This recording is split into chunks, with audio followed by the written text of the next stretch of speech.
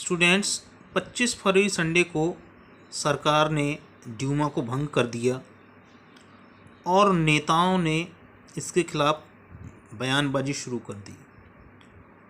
जो प्रदर्शनकारी थे वो सड़कों पर आ गए और नेवा नदी की 26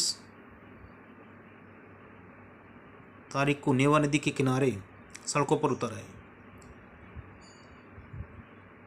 पुलिस हेडक्वार्टर में उसको उन्होंने तोड़ दिया और सड़कों पर लोग स्लोगन लेकर रोटी, आमदनी यानी कि मजदूरी, काम करने के घंटे और बेहतर काम करने की कंडीशन के लिए वो अपनी मांगें रखने लगे। सरकार ने सिचुएशन को कंट्रोल करने के लिए घोड़सवारों की सेना को बुलाया फिर से, लेकिन फिर भी उन घुड़सवारों की सेना ने प्रदर्शनकारियों पर गोली चलाने से मना कर दिया और उसके बाद उन्होंने उनमें से एक ने एक ऑफिसर पर गोली चला दी और उस रेजिमेंट ने विद्रोह कर दिया। उसके बाद कुछ और रेजिमेंट्स ने विद्रोह कर दिया और वो सभी लोग जाकर के वर्कर्स के साथ मिल गए। वो सैनिक उस शाम तक जो सिपाही थे एंड सोल्जर्स थे वो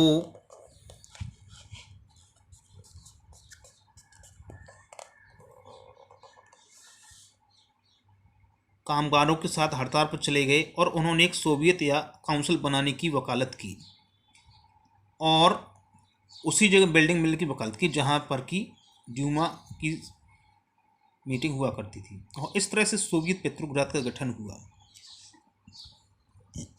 अगले दिन कुछ प्रतिनिधि जाकर के जार से मिले, उसे सलाह दी कि उसे सिंहासन, उसे जो राज छोड़ देना चाहिए और उसे सिंहासन हटा दिया। सोवियत लीडर्स और ड्यूमा लीडर्स मिलकर के एक अंतरिम सरकार बना ली देश को चलाने के लिए और उन्होंने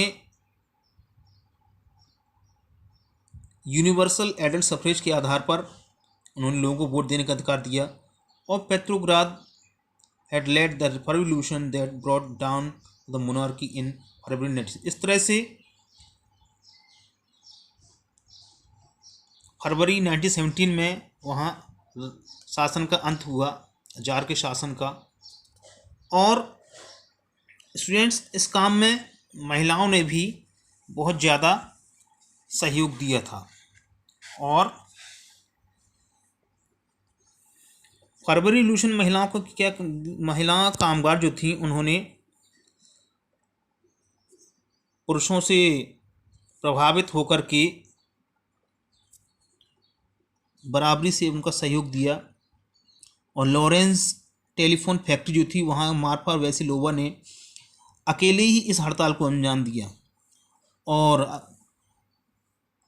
महिला दिवस के दिन महिला कामगारों ने और उसका साथ दिया। मार्फा वेसिलोवा जो एक मिल मशीन को चलाने का काम करती, उसने काम रोक दिया और स्ट्राइक की यानी हड़ताल की घोषणा कर दी। उसके साथ ही जो महिलाएं थी उन्होंने भी उसका सपोर्ट किया। हालांकि फोरमैन ने यानी कि जो वहाँ कामकाज देखता है उसने इसकी सूचना मैनेजमेंट को दी तो उसके लिए रोटी भिजवाई गई। तो मार्फा ने रोटी तो ले ली लेकिन काम पर जाने से इनकार कर दिया। जब उससे इसका कारण पूछा गया तो उसने कहा जब दूसरे लोग भूखे हैं तो मैं ये रोटी कैसे ले सकती हूँ।